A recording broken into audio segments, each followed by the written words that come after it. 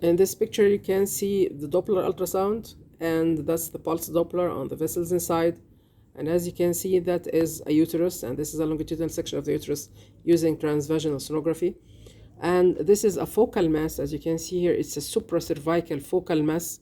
And if you know that that case was a case of gestational trophoblastic neoplasia, and of course originally it was a molar pregnancy and was evacuated, and later we found a case of gestational trophoblastic neoplasia, and unfortunately it ended by choriocarcinoma.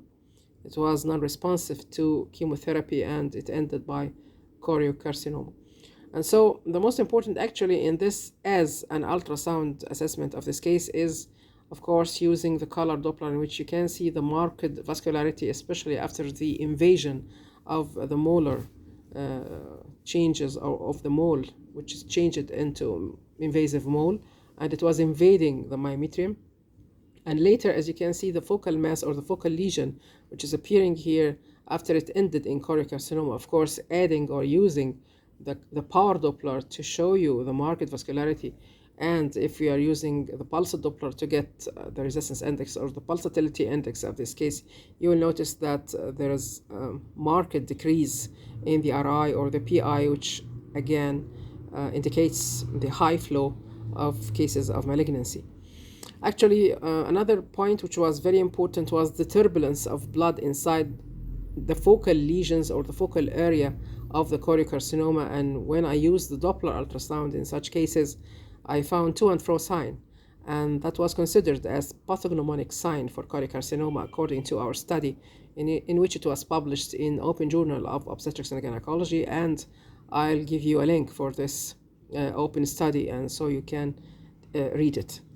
Of course, in this part, you can see the 3D orthogonal planes in which I got the coronal plane. And of course, you can see how the mass is invading the uterus and invading the myometrium collectively.